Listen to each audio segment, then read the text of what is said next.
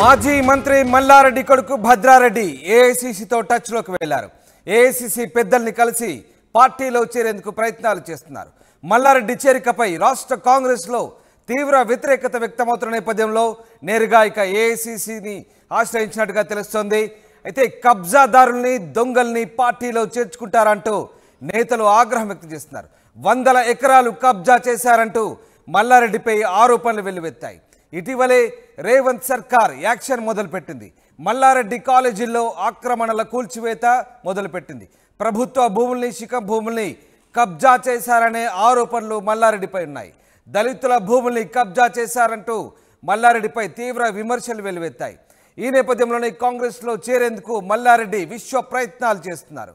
కాంగ్రెస్లో చేరి కబ్జాలను రెగ్యులరైజేషన్ చేసుకునేందుకు ప్రయత్నాలు చేస్తున్నారు. సీఎం రేవంత్ సలహాదారు వేం నరేందర్ రెడ్డిని కలిసి రాజీ ప్రయత్నాలు చేశారు మల్లారెడ్డి, ఆయన అల్లుడు మర్రి రాజశేఖర రెడ్డి. మొత్తం మీద మల్లారెడ్డి కొడుకు భద్రారెడ్డి నేరుగా ఏఐసీసీ పెద్దలతో టచ్లోకి వెళ్ళినట్టుగా తెలుస్తుంది. రాష్ట్రంలో ప్రయత్నాలు చేసినప్పటికీ తీవ్రంగా వ్యతిరేకత వ్యక్తమవడంతో ఇక ఏఐసీసీ పెద్దలను కలిసి కాంగ్రెస్ పార్టీలో చేరతామంటూ ప్రయత్నాలు మొదలుపెట్టినట్టుగా తెలుస్తుంది. ఎస్, మధు లైవ్లో జాయిన్ అవుతున్నారు. మధు, మాజీ మంత్రి మల్లారెడ్డి కొడుకు భద్రారెడ్డి ఇవాళ ఏఐసీసీ పెద్దల్ని కలిసినట్టుగా తెలుస్తుంది. ఇక్కడ చేస్తున్నటువంటి ప్రయత్నాలు సఫలీకృతం కావడంతోనే ఆయన ఏఐసీసీ వరకు వెళ్ళారా?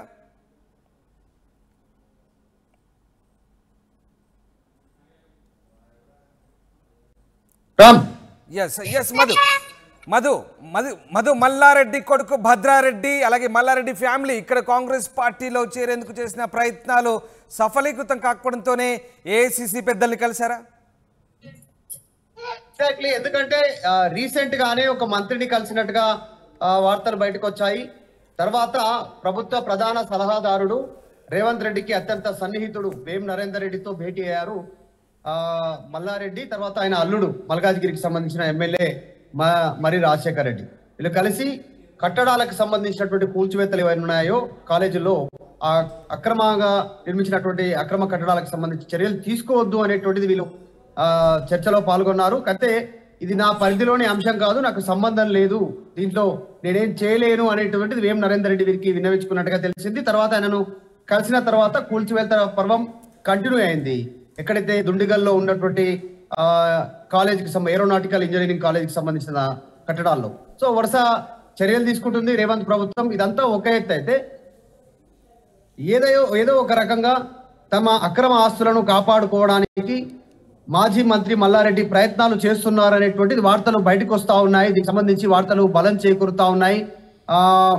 బీఆర్ఎస్ పార్టీ నాయకులు కొద్దిమంది అంతర్గతంగా మాట్లాడుకుంటున్నటువంటి పరిస్థితి, ఎందుకంటే బీఆర్ఎస్ కార్యక్రమాలకు పెద్దగా అటెండ్ అవ్వట్లేదు, దూరంగా ఉంటున్నారు అనేటువంటిది ఒక చర్చ. తర్వాత కాంగ్రెస్ పార్టీలో ఉన్నటువంటి కొద్దిమంది నాయకులు పార్టీలోకి రావడానికి సమాయత్తం చేసుకుంటున్నారు అనేటువంటిది వార్తలు. దీనిపై సో ప్రస్తుతం అయితే రెండు పార్టీలో చర్చ జరుగుతూ ఉంది. ఇదంతా ఒక అయితే అయినా ఏఐసీసీ నేతలతో టచ్లోకి వెళ్తున్నారు అనేటువంటిది చర్చ. తన ప్రయత్నాలు ఏదో రకంగా ఏఐసీసీ నేతలతో కలిసి తన అక్రమ ఆస్తులను కాపాడుకునే ప్రయత్నం చేస్తున్నారు అనేటువంటిది కాంగ్రెస్ పార్టీలో చర్చ కొనసాగుతూ ఉంది. అయితే డీకే శివకుమార్ త్రూ బెంగళూరు త్రూ వెళ్ళే అవకాశం కూడా ఉందనేటువంటిది కూడా చర్చ ఉంది. ఎందుకంటే మల్లారెడ్డి కోడలు ఎవరైతే ఉన్నారో భద్రారెడ్డి సంబంధించినటువంటి మిస్సెస్, ఆమె కర్ణాటకకు సంబంధించినటువంటి వ్యక్తి కావడంతో సో అక్కడ డీకే శివకుమార్ ద్వారా మంత్రాంగం నడిపి ఏఐసీసీ నేతల్లో కలిసే అవకాశం ఉంది. ఇప్పటికే ఏఐసీసీ నేతలతో టచ్లోకి వెళ్లారు అనేటువంటి వార్తలు అయితే వినిపిస్తా ఉన్నాయి. ఎందుకంటే రీసెంట్ గా రేవంత్ సర్కార్ మల్లారెడ్డికి సంబంధించినటువంటి ఏదైతే కాలేజీలు ఇంజనీరింగ్ కాలేజీలు కావచ్చు, ఆయనకు సంబంధించినటువంటి అయితే యూనివర్సిటీ కావచ్చు, ఇంకా ఇతరత్ర ఆసుపత్రి నిర్మాణాలు కావచ్చు, వచ్చినటువంటి ఆరోపణలకు సంబంధించి చర్యలు తీసుకుంటా ఉంది. డైరెక్ట్ గా కలెక్టర్ ఆదేశాలతో అధికారులు అక్కడికి వెళ్తా ఉన్నారు, కూల్చివేస్తున్నారు. ఒకసారి రోడ్డు, ప్రహరీ కూడా, తర్వాత నిర్మాణాలు దుండిగల్లో, వీటన్నిటిని కాపాడుకునే ప్రయత్నం చేయబోతా ఉన్నారు అనేటువంటిది వార్తలు గుప్పమంటా ఉన్నాయి. ఈ విషయంలో కాంగ్రెస్ పార్టీకి సంబంధించిన నాయకత్వం కూడా సీరియస్ గా ఉన్నట్టుగా తెలుస్తా ఉంది. ఇక్కడ లోకల్ నాయకులకు సంబంధించి ఇన్ని అవినీతి ఆరోపణలు ఉన్నటువంటి మొత్తం మీద మల్లారెడ్డి ప్రభుత్వ భూములు, శిఖం భూములు, చెరువు భూములు, దళితుల భూములు, వాట్ నాట్ 100 ఎకరాలు కబ్జా చేశారనే ఆరోపణలు విపరీతంగా ఉన్నాయి. ఈయనపైన విపరీతమైన విమర్శలు ఉన్నాయి. అలాంటి మల్లారెడ్డి లాంటి వ్యక్తుల్ని కాంగ్రెస్లో చేర్చుకోవద్దంటూ, కబ్జాదారులు దొంగల్ని పార్టీలో చేర్చుకోవద్దంటూ నేతలు ఆగ్రహం వ్యక్తం చేస్తున్న నేపథ్యంలో మరి ఇక్కడ ప్రయత్నాలు ఫలించకపోవడంతో ఏఐసీసీ వరకు వెళ్ళినట్టుగా తెలుస్తుంది. సో కాంగ్రెస్ పార్టీలో ఒకవేళ ఈ ప్రయత్నాలన్నిటిపైన కూడా ఇక్కడ వ్యతిరేకత వ్యక్తమవుతున్న నేపథ్యంలో ఏం జరగబోతుంది? ఎగ్జాక్ట్లీ, ఎందుకంటే నిజంగానే ప్రతిపక్షంలో ఉన్నప్పుడు ఇదే కాంగ్రెస్ పార్టీ నాయకులు స్వయంగా ఇప్పుడున్నటువంటి ముఖ్యమంత్రి పిసిసి చీఫ్ రేవంత్ రెడ్డి చాలా స్వయంగా తీవ్రమైనటువంటి ఆరోపణలు చేశారు ఇదే మల్లారెడ్డికి సంబంధించినటువంటి భూములపైన, అక్రమ ఆస్తులపైన. సో ఆ విషయంలో ఇంకా మిగతా కాంగ్రెస్ పార్టీ నాయకులు కూడా ఆయన అక్రమంగా ప్రభుత్వ భూముల్లో ఆసుపత్రి నిర్మాణం కావచ్చు, తర్వాత గిరిజనుల భూముల్లో కాలేజీలు కట్టడం కావచ్చు, ప్రభుత్వ భూములను ఆక్రమించుకొని రోడ్లు వేయడము, ప్రహారీలు కట్టడము, సొంతంగా బిల్డింగ్లు కట్టడము, షెడ్స్ వేయడము, తర్వాత ప్లే గ్రౌండ్ కింద వాడుకోవడము, ఆ చెరువుకు సంబంధించినటువంటి భూములను కబ్జా చేయడము, FTL కి సంబంధించినటువంటి భూములు, ఇవన్నీ ఆరోపణలు ఉన్నాయి. కాబట్టి ఇప్పుడు వారే ప్రభుత్వంలో ఉన్నారు, చర్యలు కంటిన్యూ జరుగుతూ ఉన్నాయి, ప్రభుత్వం చాలా సీరియస్ గా ఉంది. ముఖ్యంగా రేవంత్ రెడ్డి ససేమీర్ అంటా ఉన్నారు, ఎట్టి పరిస్థితుల్లో కూడా భూ ఆక్రమణలు అంటే ప్రభుత్వ భూములని, పేదల భూములు ఆక్రమించుకున్నటువంటి వారిపైన చర్యలు ఖచ్చితంగా ఉంటాయనేటువంటిది రీసెంట్ గా మేడ్చల్ జిల్లాకి సంబంధించినటువంటి సభలో కూడా ఆయన మాట్లాడారు. అదే సభలో మల్లారెడ్డి కూడా ఉన్నారు, మాజీ మంత్రి మల్లారెడ్డి కూడా ఉన్నారు. ఎందుకంటే మేడ్చల్ ఆయనకు సంబంధించినటువంటి శాసనసభ్యుడు కాబట్టి ఆ కార్యక్రమానికి ఆయన కూడా అటెండ్ అయ్యారు. ఆయన సమక్షంలోనే ఆ సమావేశంలోనే డైరెక్ట్ గా ఆదేశాలు ఇచ్చారు, చాలా క్లియర్ ఇండికేషన్ ఇచ్చారు. రేవంత్ రెడ్డి చాలా సీరియస్ గా ఉన్నారు మాజీ మంత్రి మల్లారెడ్డి పైన. ఎందుకంటే గతంలో ఆరోపణలు, ప్రత్యారోపణలు, సవాళ్లు, ప్రతి సవాలు విసుక్కున్నటువంటి పరిస్థితి ఉంది.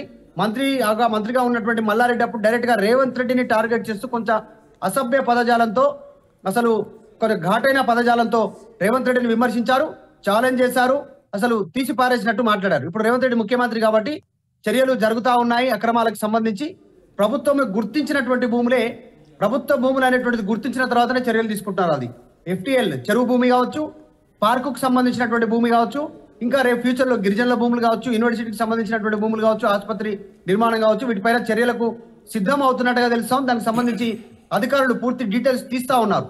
ఈ నేపథ్యంలోనే ఇంకా మరి కాస్త ఆలస్యం చేస్తే పూర్తి స్థాయిలో మల్లారెడ్డి అక్రమాలు బయటకు వచ్చే అవకాశం ఉందని తెలిసి ఈ రకంగా ఆయన కాంగ్రెస్ పార్టీలోకి జాయిన్ అయ్యే ప్రయత్నాలు చేస్తున్నారు అనేటువంటిది కాంగ్రెస్ పార్టీ నాయకులు మాట్లాడుకుంటున్నారు.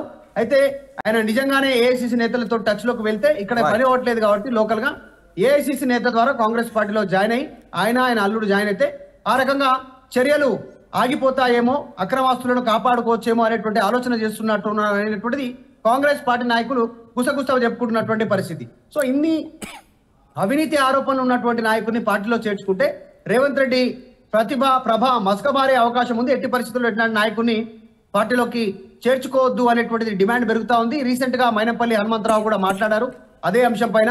ఇలాంటి వ్యక్తుల్ని ఎట్టి పరిస్థితుల్లో చేర్చుకోము అనేటువంటిది ఆయన మాట్లాడారు. సో ఇట్లా డిమాండ్ పెరుగుతా ఉంది. ఈ నేపథ్యంలో మరి ఏం జరగనుందో తెలియదు. మల్లారెడ్డి మాత్రం రీసెంట్ గా మల్కాజ్గిరి ఎంపీగా పోటీ చేయిస్తాను కొడుకుని అన్నటువంటి వ్యక్తి సో పోటీ నుంచి తప్పుకుంటున్నట్టు కూడా ప్రకటన చేశారు. ఈ నేపథ్యంలో అన్ని రకాలుగా ఏదో రకంగా ఏఐసిసి అధిష్టానానికి దగ్గరయ్యే ప్రయత్నాలు చేస్తా ఉన్నారు మల్లారెడ్డి అనేటువంటిది వార్తలు వినిపిస్తా ఉన్నాయి.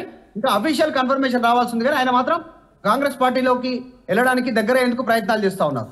Right, yes, thank you very much Madhu, thanks for the update. ఇది మొత్తం మీద మల్లారెడ్డి కొడుకు భద్రారెడ్డి ఏఐసిసితో టచ్లోకి వెళ్లారు. ఏఐసిసి పెద్దల్ని కలిసి పార్టీలో చేరేందుకు ప్రయత్నాలు చేస్తున్నారు. మల్లారెడ్డి చేరికపై రాష్ట్ర కాంగ్రెస్లో అయితే తీవ్ర వ్యతిరేకత వ్యక్తమవుతుంది. కబ్జాదారుల్ని పార్టీలో చేర్చుకుంటారంటూ నేతలు ఆగ్రహం వ్యక్తం చేస్తున్న నేపథ్యంలో మరి ఏఐసిసి పెద్దలు ఎలా స్పందిస్తారో వేచి చూడాల్సింది.